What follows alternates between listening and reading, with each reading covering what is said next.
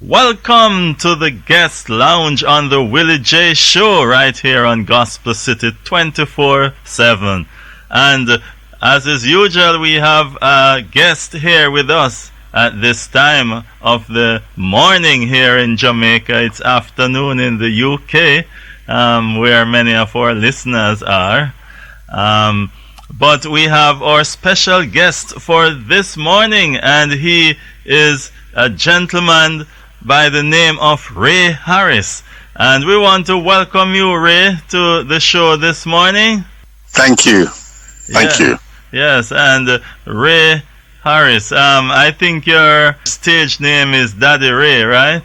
That's me, Daddy Ray, yeah. Okay, yes. So welcome, Daddy Ray. And Daddy Ray has some wonderful songs out there, some of which you may have heard, and we will play his latest one for you this morning. What's the name of your latest song? Cannot See Away, I'll Still Be Loving You. Cannot See Away, I'll Still Be Loving You. Well, he's going to tell us this morning who is still loving him even when he cannot see away. Yes. Oh, so, thank God, yes. Yeah, so Ray, let us go back to your childhood days. What was life like for you as a child? Childhood? I was born, well, first of all, I was born in the UK, yes. In England, Birmingham. I was brought up with, under the leadership of my dad and my mum. You know, not everybody's brought up with both parents. Yes. I had the privilege of my dad and mum bringing me up. We had quite a strict upbringing, but it was in a loving environment. I was a very shy, reserved boy back in those days, yeah. Yes. Could hardly get a word out of me. Yes. But somewhat have changed. It's changed over the years. Yes. Schooling, I went to a regular school. When I say regular, meaning not a private or grammar school. Yes. I'd average education, below standard in some areas. Some believe. Did not really enjoy school back in those days, primary or secondary school. Yes. I think it was due to the fact of growing up from an early age in just a dominantly black environment at home and church. And then when you went into that environment, you just mainly Englishy white. The culture was just totally different. It's just like a culture shock, really. Yes. And I didn't really thrive in it. Really, I find it difficult. Okay. So are your parents from the UK too, or from the Caribbean? No, my parents were born in Jamaica. Oh, you're a Jamaican by inheritance, yes? By inheritance, yes. Well, wonderful. Welcome home. Thank you. Yes, man. So, at what point, or was there a point during your childhood when you thought in any way that you might have had anything to do with music? Well, from an early age, I was always interested in music. Growing up in my teenage years, I used to go to nightclubs and, the usual drinking and stuff like that. And I used to love music, collect a lot of music. Yes. I was always a lover of music, from a child, listening to radio, listening to every type of music, from classical to rock. Yeah. I wasn't really interested in heavy music, but most music I could listen to and appreciate. I would just listen to it and appreciate it for what it was. Yes. So from an early age, I had a wide knowledge of music. I couldn't really write or read music in that sense, but I appreciated music. I could understand it in a certain way and appreciate it for what it was. Yeah. Yes. Okay. And when did you really think that you wanted to be involved in music of any form? In my teenage years, I became a Christian. I gave my heart to the Lord, and before that, I was, as I said before, I used to be going parties and things like that, rebelling against my parents' way of life. Yes. But when I became a Christian, I think within 1 or 2 weeks of becoming a Christian, a song came to me, and we had like an old sort of stand-up piano at home, and I just started to tinker about on it and started to sing a song and and just start to hit notes and get melodies and what that was called Teach Me Your Way, Lord. That was the first song I really started playing about with, and I think from then he just started to develop, get more and more, just start to have ideas. I think he was mixed up with studies, because I mean, when I became a Christian, I was really into studying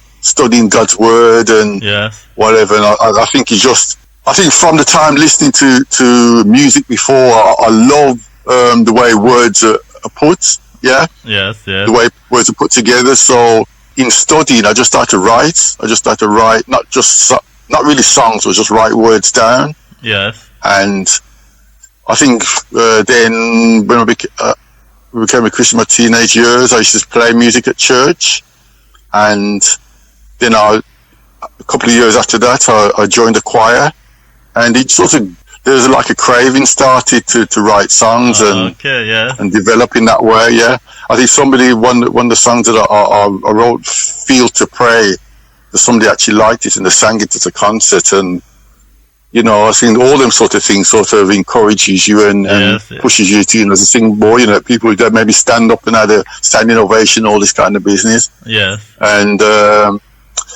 you know, you feel good inside. You think, you know, you have something to offer, so I just kept writing.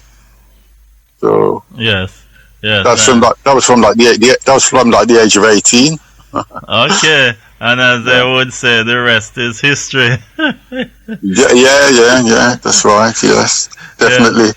Yes, and so you said earlier that you didn't have any formal training, but you played the keyboard some, I take it, because based on what you were saying, you started tinkering with the notes and things started coming together. So have you ever, is your playing just for when you're putting your songs together, or have you ever played on any of the songs that you do?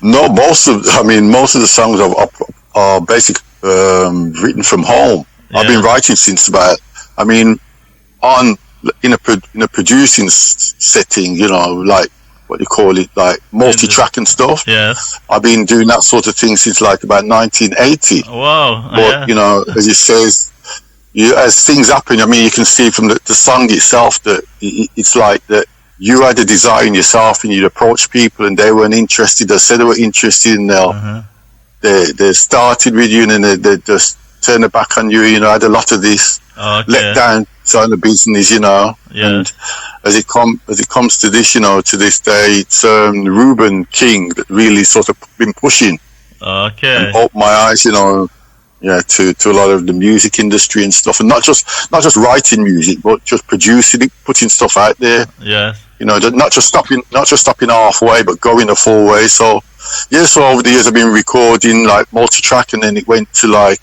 on iMac with Logic X and stuff like that, and recording more professionally how the professionals do it. Yes. So so I mean, on the tracks, you know, creating me the first song that I put out. The foundation, I did most of that from home, and Reuben did a lot of adding to it. Reuben King, my producer. Yes. And then obviously, you know, his wife did a lot of backing vocals. And then the lead singer, Dean Lawrence, who's a friend from when my children were at school, and that's how we met, you know, through our children being at school. So just got in touch with him again, and he was willing to come and sing one of the songs, and as you said, yes, you know, that's history again. So yes, so you actually put together the music for the song, then? You actually... Yes, I have done, yes. Okay, well, wonderful. Yeah. Okay. Definitely. Yeah, so the Lord really blessed you with a gift when you got around that piano. Just gave you... Well, definitely. I think with a mixture of listening to music and having a musical ear, actually being around musicians. I mean, I've been around a lot of musicians in a lot of areas. I said, sang at the choir, we sang lots of different songs, choir songs. We played at church. If you're able to play at church, they say you can play anywhere. So yes. So that development just come. But my main instrument was really a bass guitar. Okay. But but the way it is, I mean, even in ministry, a couple of years ago, because we had no musicians and I had to be the keyboard player, so you're sort of forced into a situation where you have to develop in a way to make things work, yeah? Yes.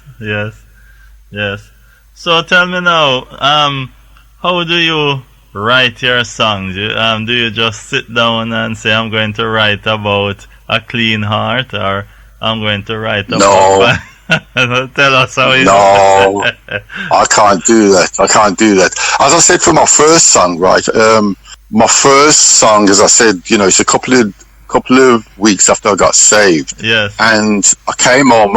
I mean, I gave my heart to Lord in my heart at home. Yeah. But when I went to church that day, when I went to church, I went to the altar, gave my heart to the Lord, and I came home. As I said, after a couple of weeks, I came home and there was just something inside, right, inspired me to write. But really, after that, in the later years, I would spend it's a lot of time as I spend time in prayer, fasting, studying. Yes. As I'm meditating on God, and words will start to come. Okay. Melodies will start to come. So it wasn't something like pre-planned. Just said, I've got a theme. And this is what I've got to write around. I've got the music. It just came together as I engaged in it. Yeah. Yes, you got the inspiration, so you just I definitely say it came from God. Yeah. Definitely came from God. The inspiration. I can't claim any of it for myself. Okay. Yeah. Yes. Well, thank the Lord for that. He just inspire you as He chooses, and when the inspiration comes, you write what He tells you. That's right. Okay. Yeah, because it's amazing, even in saying that when I look back on some of the songs and I'm thinking, it's my life, creating me a clean heart, you're in a situation or cannot see a way, and it's my life. It convicts me because I'm thinking, I'm talking about my own life here. Yes. And it amazes me, that, you can be inspired to something, not that I intentionally was writing that way, but you're inspired by God, and it's like a minister. He comes back a minister to you. Yes. Yeah. Okay, so you were telling me earlier before we got on the show that when you wrote the song, you just did a thing and sent it to Ruben. Tell us that story. Right. Cannot See a Way. The song, my latest song that I wrote. It was originally written in contemporary music. Yes. Kind of modern day music. It wasn't written in the reggae. It's only since was it early last year, after my dad and my mum died, and I was working on creating me a clean heart. It might have been the year before, I can't remember it. Yeah, it's a bit jumbled up at the moment. 2019, 2020, around there. Yes. And I did creating me clean heart was really a ballad to start with, and that then I did that in reggae, right? Yeah. And then after I did that, the thought just came to me, cannot see a way. I wonder if that would work. So it's just a trial thing, but it seemed to really work. It really did work, come together. So I spent the time just working on the music and everything. In that time, I was developing in production work. Ruben King, my producer, was helping me with lots of tools. What to do with this way, what to do, make it easier for him when it comes to production. So I did most of the music myself. Keyboards, drums, bass, all the backing, a lot of the backing sounds, the horns, some of that. You said you did all of that yourself. Most of that. Actually, one of my friends, my brother-in-law, he came one time and he helped me he initiated the horn section in there. And his producer wrote the drum pattern for me. the Yes. initial drum pattern. Although Reuben King added to it after, but Yes. they did that for me, you know, just because I had a drum track before, but I just asked them to do that for me, and they did that for me. So, but really, most of the instruments on there, I did it myself at home, and Reuben just added little touch, he added sweetness to it after.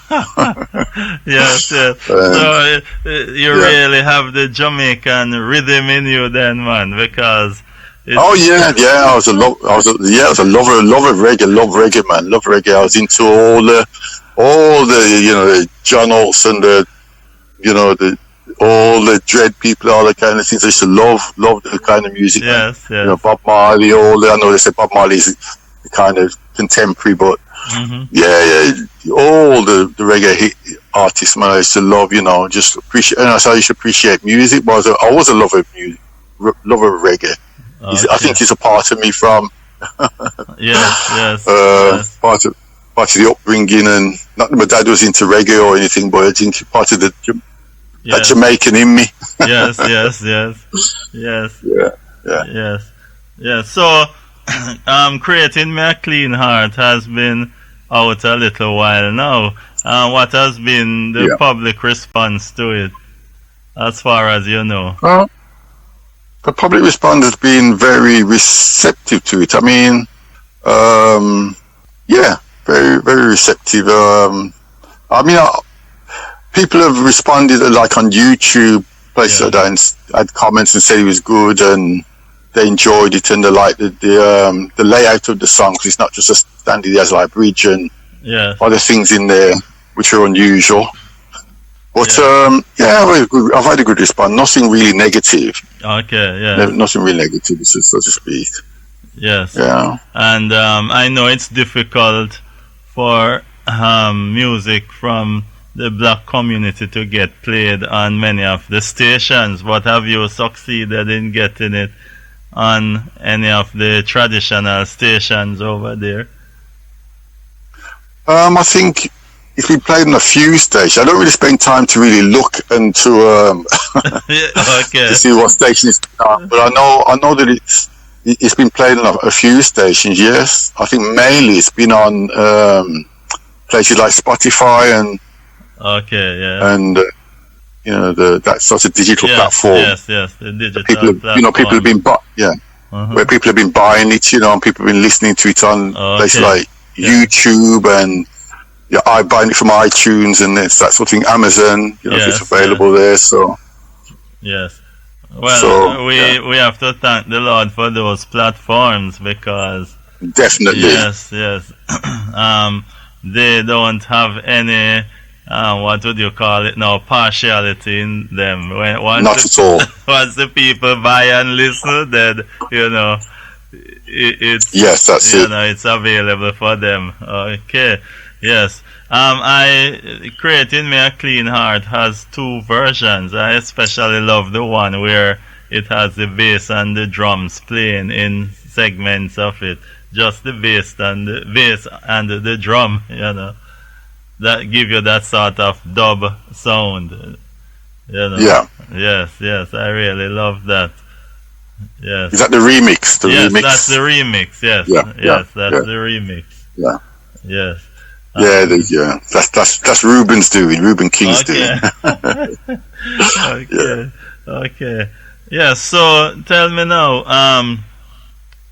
based on your experience in the music ministry as a gospel artist, if there is some young person who is interested in getting into it, what would be your advice to them? Whatever age, but young person or older person, you know, what would be your advice to them? I would encourage them to pursue in whatever area, to develop their craft, to definitely find somebody who's further on than them to motivate and to encourage and to motivate and encourage them in whatever way, because they're going to need it, because it's not everybody is out there to encourage you or to help you. So there's times where you like I've reached there, you know, times where you're thinking, will I ever be, you know, release anything that's in my heart? Yes. And I had somebody, a confidant to really pull me up and say, you got a gift from God in you, let's just push through this and get something out there. Yes. That really made a difference, Yes, indeed. In my life. So I would encourage any young person, anybody who feel they have a gift to pursue it, and especially as a Christian artist, to seek God about it. Yeah. And, where he would like you to go, what he'd like you to do. Because sometimes it's not just, I spent years, there's two people in, that I helped to pursue their careers, and I really focused on pushing them forward. There's a lady called Sister Weir and Sister Crooks, who I introduced to Reuben King again. But I was concerned about developing other people and pushing them forward, even though I knew that I wanted to be where they were. But they were older people than me, and I just thought that they needed to be be interested in other people's ministry. That's what I would say. People holding something that's a ministry, don't sort of say it's me, and that's it. Yes. God, I believe as we sow into others, God gives back to us. Yes, indeed. So that's where we should be, invest in other people, which is the way I've always thought. Yeah. Yes. And I personally was introduced to Sister Weir's music by Reuben. We played here on the station, and it's really a blessing. Yeah, so we see that you invested in her, and now the Lord has turned around and invested back in you. Provide. Definitely. Yes. Definitely. She came to me. We went to the same church, New Testament church. She got in Highgate, Birmingham, England. Yes. And she asked me. She always repeats this and say, "I just came to you, brother, and I asked you one question. Do you know anybody that does music?" And I said, "Give me about 1 minute. I'll get back to you." Not 1 minute. I said, "Give me a couple of days. I'll get back to you." She says she couldn't believe the time period that I got back to her. She said nobody's ever done that. She's looking for somebody for years, like me, looking for somebody for years to produce the stuff. She used to write stuff on cassettes and stuff, and try to sell it on the streets and that sort of way. But she said when I really said I'll come back to her, she didn't expect me to come back to her, and I did in a couple of days. Yes. So that's why I think if I see something, somebody's got a gift or they want to reach somebody, I help them the best way I can. Yes. Yeah. Yes. And as we help others, the Lord works out our needs and our desires. He fulfills them. Definitely. Yes. Definitely. And I think that also it creates a kind of humility in you, that you're not sort of focused on yourself. Yes. But you're always looking to other people to help them, no matter where you are or where you reach. Yes. You're thinking about other people. Yeah. Yes.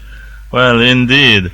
It's really wonderful talking with you, Ray. And Daddy Ray, as you're called on your music. Yes. And we really appreciate and love the music that you are putting out. Yes. And we trust the Lord to continue working through you for the honor and the glory of His name. Yes. Amen. So I really want to thank you, and we will be playing your song. Your songs, I should say. Yes, but especially this new one. We have it lined up to play just after we are finished speaking here. And so the Lord bless you, and we'll be in touch. Great talking to you, Wilton. Okay, bless you. 24/7 day and night. 24/7 Sleeping or awake. Gospel City 24/7